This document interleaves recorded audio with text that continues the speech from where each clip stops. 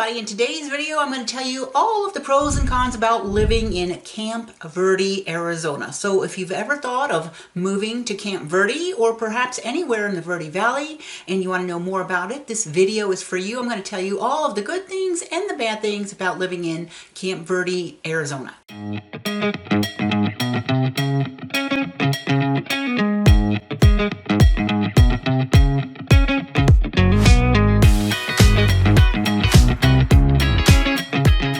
The channel is Living in Northern Arizona, where I'll teach you everything there is to know about living in the Northern Arizona towns. My name is Dawn Dickinson. I am a real estate agent in Northern Arizona. So if you ever have a question about moving, buying or selling a home in Sedona, Verde Valley, Flagstaff, give me a call, text, or an email and I will get back to you. My contact information is always in the description below. Okay, one of the first pros about living in Camp Verde is that it has relatively affordable housing when you're comparing it to other parts of the state, particularly neighboring Sedona, Flagstaff, and even Prescott. I'm going to give you a little bit of stats. Now realize it is mid-August 2025, so this is going to change depending on when you were watching this video. But right now, the median list price for a home in Camp Verde is $635,000. The median price per square foot is $320. Market Action Index, now that's something that tells you how hot the market is. Buyer's market, seller's market is 40 in Camp Verde, which means it's actually a slight seller's market still. Now you're hearing a lot of the national news saying the market is crashing everywhere, and they're especially talking about Arizona, but when they're talking about Arizona real estate, almost always they are talking about Phoenix. It is definitely different here in the northern part of the state, so still a little bit of a seller's market in Camp Verde. Now when you want to compare those home prices to Sedona, which is about I live in Village of Oak Creek, Sedona, about 20 to 30 minutes away from Camp Verde. Median home price in all of Sedona, which means both zip codes, is $1.3 million. So again, when you're comparing it to some of the nearby towns, price of housing is more affordable in Camp Verde. There's also a lot more variety in home choices. In Camp Verde, you will see some close to town. You could see some very nice small single-family homes that were built recently on a small lot, but they definitely look like, an in-town house. You can have little neighborhoods that are manufactured homes on their own land. In fact, I've sold a couple of these in Camp Verde. There's this very nice subdivision where you have a manufactured home built in 2006, 2008 on a slab foundation with a garage attached. Very nice. You can't even tell the difference on some of those homes. Now you do, if you go further away from town, you can have houses on acreage, which bring up the price tags. You can have a manufactured home on an acre, and that means you could have acreage for a little bit less than if you were buying a traditional home. So again, a lot of housing variety in Camp Verde, and then definitely lower list price than some of the neighboring Arizona towns. Okay, so number two is you're gonna have a small town feel of Camp Verde because it is a small town. I think population is around 12,000 residents. So if you like that, having to maybe know your neighbors or, not being overly crowded all the time, definitely small town and definitely a rural community. And that is something a lot of people like, especially, in the last 5 years or so. Small town feel, small town community, and you'll definitely get that vibe living in Camp Verde. Okay, number three I'm going to say is a great central location in the state of Arizona. You are going to be, like I say, 20 to 30 minutes from Sedona, maybe 50 minutes or so from Prescott. You're going to be about an hour from Flagstaff, so that's a very nice location. And then if you need to go to Phoenix or anything, you could probably get to North Phoenix in about an hour and 15 minutes. So that makes it very nice, especially if you like the outdoor stuff. Maybe if you want to go to Lake Powell, the Grand Canyon, you're halfway there, and that gives you a great location within the state of Arizona. Again, about an hour, hour and a half north of Phoenix. So that makes it that you're close to Phoenix, but then also closer to all of the great northern Arizona locations. Okay, number four, when we're talking about location, this also puts Camp Verde very close to a lot of outdoor recreation activities where you can do hiking, you can do mountain biking, road biking, kayaking. camping because again, it's the Verde Valley, meaning you are close to the Verde River, Oak Creek, Beaver Creek. So a lot of the water activities that go along with the river. Very nice opportunities. Again, if you want to go north to Flagstaff during the winter, you can go skiing, you can go downhill skiing, cross-country skiing, you can go to Lake Mary, again, Lake Powell, which is the most beautiful lake in Arizona, not too far from Camp Verde. So a lot of outdoor enthusiasts like to live in Verde Valley and specifically in Camp Verde. Okay, number 5, Camp Verde is kind of unique. It has a very rich history, and there are a lot of attractions around it that kind of bring that rich history and culture to you. You have the sites like the Montezuma Castle, which I definitely recommend you go to, Montezuma Well, and of course Fort Verde, and they have a lot of these cultural celebrations like Fort Verde Days that go along with the rich history of Camp Verde. So it's got a lot of interesting facts about the town that any history buff might be interested in finding out more about the history of Camp Verde. Okay, so 6, I'm going to say it's a mild winter climate. There's going to be a lot less snow and warmer winters than some of the higher elevation towns like neighboring Payson, neighboring Prescott, and especially Flagstaff, which gets a lot of snow, gets very cold in the winter. Now, I'm not saying it doesn't get cold in the winter, but overnight in Camp Verde, it's going to be maybe in the 30s, high 30s, low 40s for quite a bit of the winter. You're not going to get very, 0 degrees or, 10 degrees overnight in Camp Verde. Not saying it couldn't happen, but because of the elevation not as high as, say, Flagstaff, which is in the 7,000 elevation range, or Prescott and Payson in the 5,000, Verde Valley is in the 3,000s. And that brings me to our next point, which is the lower elevation. Camp Verde is about 3,100 foot above sea level. Some of the neighboring Cornville, Rimrock, Cottonwood could be like 3,300 to 3,500 elevation. Neighboring Sedona is from 4,000 to 45 elevation. So you're gonna make it not as blistering hot as Phoenix, but yet, still can get warm in the winter. But that elevation is kind of nice because you're not going to have the high elevation issues with the breathing and that sort of thing that you might have in Flagstaff, because it's kind of a moderate elevation at 3,100 feet. Okay, number 8 is the local agriculture and zoning flexibility. You're going to have a lot of options. There will be houses that are on acreage, maybe half acre, an acre, a couple of acres, and that gives you a lot of opportunities if you want to have farm animals like goats or chickens or a donkey, even horses. Nice options for that. Also, if you want to grow some crops, I don't want to say crops, if you want to grow a garden, some vegetables, some fruits, maybe put up some fruit trees, Camp Verde is a good climate for that. And again, if you have a house on an acre, that would be very nice. So you do have some houses like we were talking about in town that are like normal subdivision looking houses on city-sized lot, but then if you're going out towards like Quarter Horse, or Salt Mine Roads, you're going to have a lot of homes in there on bigger lots, and you will see definitely horses, goats, chickens, and it's kind of nice if you want to keep some farm animals. Okay, number 9 is public schools. Camp Verde does have its own school district, the Camp Verde Unified School District, and that includes elementary school, middle school, and high school right in town, home of the Cowboys. And the nice thing about that is class sizes tend to be a little bit smaller than, say, if you were in Phoenix or some of the other big cities. And then you're going to have some traditional and alternative education options as well. And of course, if you have older students and they want to go to Northern Arizona University, that's about an hour and a half from Camp Verde, so higher education possibilities as well. Okay, number 10, I want to say less traffic than Phoenix for sure, less traffic than Sedona. You do have to watch for the Camp Verde police though. If you're taking the 260 out towards Payson, don't speed. because they will get you. But again, a lot less traffic in town in Camp Verde, so that is kind of nice.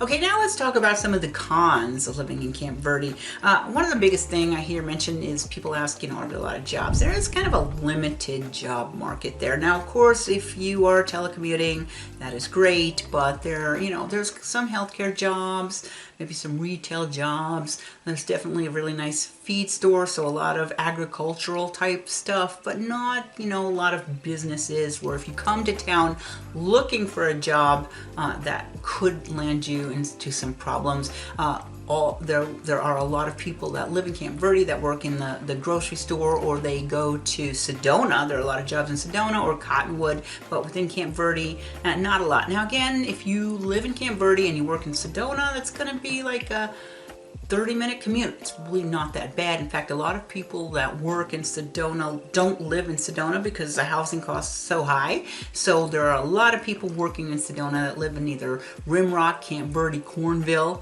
or Cottonwood. So again, not a lot of jobs within Camp Verde, but if you're doing any of the types of jobs that you would see in Sedona or Cottonwood, it's really not that far if you want to commute. And again, we're talking about the traffic is not that bad, unless of course you're working in uptown Sedona, then it will be bad during the tourist season. Okay, number 2 is, we were talking about the elevation, 3,100. You still are gonna have some warm summers. Camp Verde is gonna be, could be 5 degrees hotter than Sedona. So in the summertime, you will have days over 100. In fact, you could have quite a few days over 100. Record high temperature in Camp Verde is about 118 degrees, which is record high in Sedona is 110. So again, it can be hot.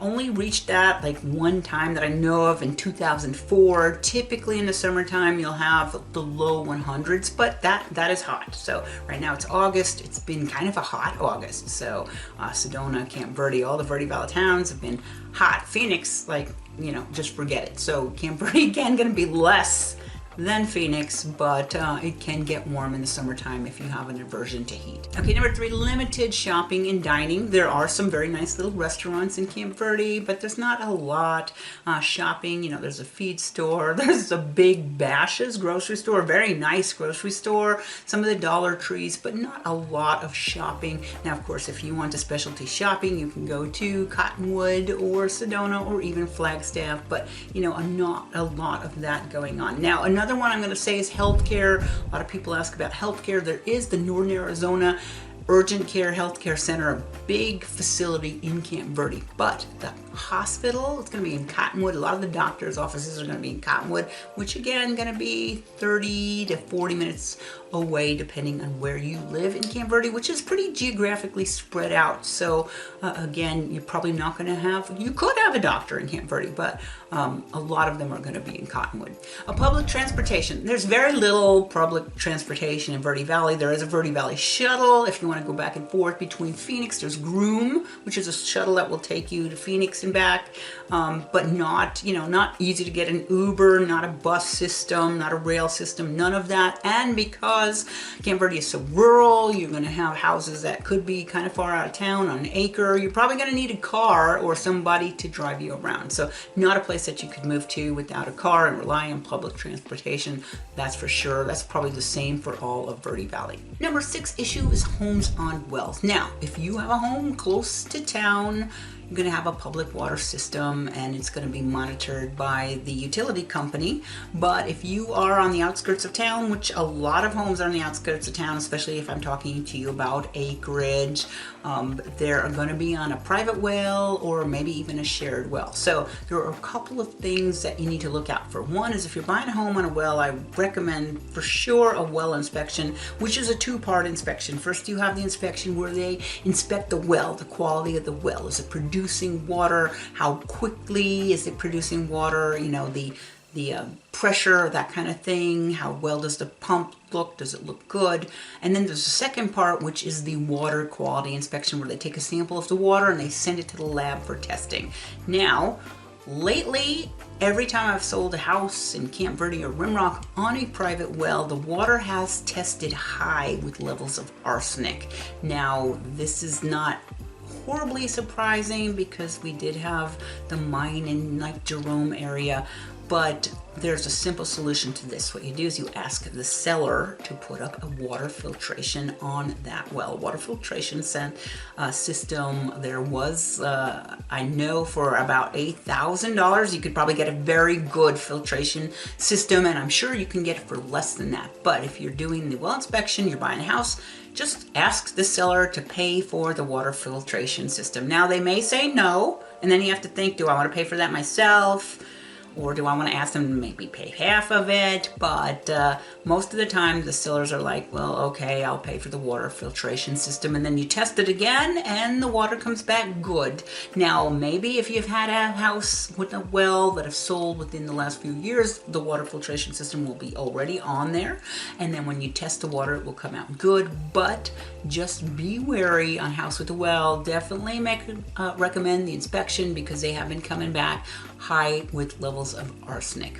So number 7 is the rural feel. Now, like I said, it's very rural. There are a lot of houses on acreage. There are a lot of houses with farm animals or horses. But even just never mind that, even close to town, it is a very rural community. A lot of people think, oh, I love the rural life. And then they get there and you're like, wow, you know, I miss being able to go do stuff. I feel really isolated. I'm not sure if I like to be this rural. You know, if I want to go to Flagstaff, it's an hour drive. So some people don't really like the rural, and they think, oh, maybe it's okay. And then they get here, and after living in a while, they're like, wow, you know, this rural life isn't for me. Think of Green Acres, right?